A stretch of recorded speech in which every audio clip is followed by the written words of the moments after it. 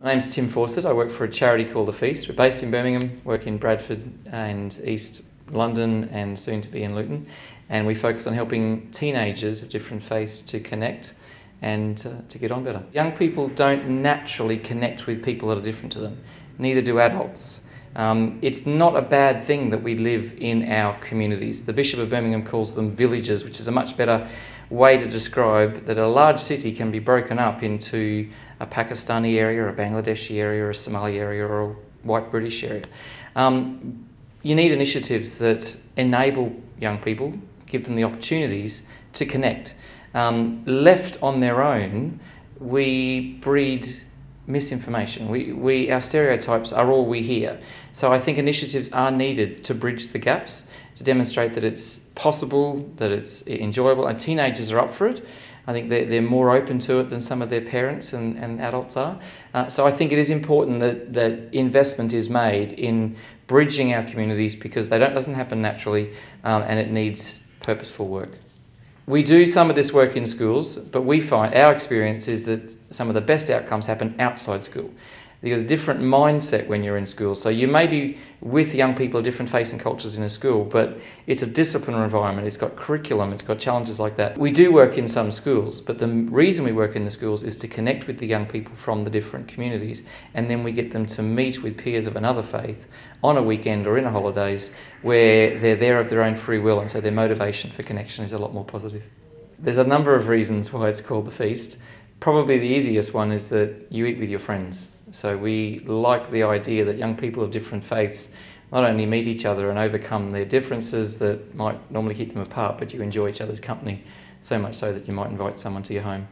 The Feast's work is in diverse communities where we have a range of young people of different cultures and faiths. And so our charity aims at helping them have the skills and confidence to engage people that are different to them. So we provide opportunities for them to meet. So they come from their different parts of the city to a fun youth activity, and at that activity we give them the skills to talk about their faith as a part of their identity. So they learn to explore their own faith, to communicate it in a positive, robust, healthy way, but know that the other group, the other people of another faith, are going to do the same. So it builds up this confidence to share your faith and also hear other people share their faith. We recently had a group of young people come from a white middle-class community outside Birmingham, and they came in to meet some Muslim young people from inner city Birmingham.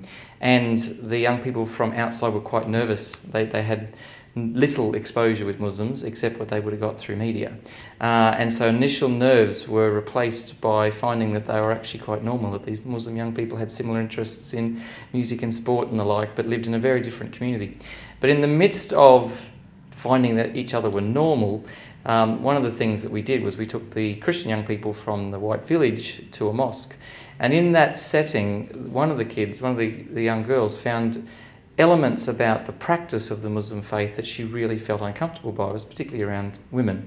But because of the way our event happened, she was able to share something that she found difficult, and with respect, ask questions where she got her information from a Muslim rather than about a Muslim.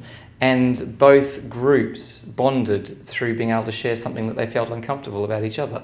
And so that it was an example of being together and finding that was initially easy and enjoyable, but then learning the skills to be able to communicate how our faiths are lived and the things that we value highly, and where that means there might be a difference, but how do we share that peacefully?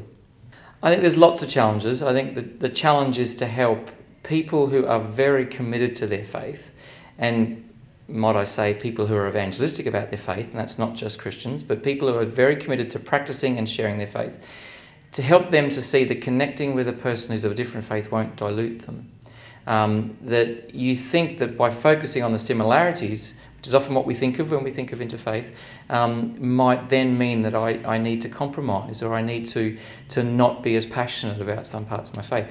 But I think it's a challenge, but it's also rewarding when a young person and their youth leader or their MOS teacher or their parent or whatever sees that you can engage and not lose your identity, that you can talk about difference as well as similarity. So it's difficult to get faith leaders to buy into that, because they're the ones that feel the responsibility for the children in their care. But when we've demonstrated that we can be trusted, that young people are not threatened, they're not invited to consider change or to be asked to change their faith or their beliefs, but encouraged to live it fully, but live it fully alongside someone who you disagree with. So I think that's a challenge that we're seeing progress with, but it's always something that we're up against.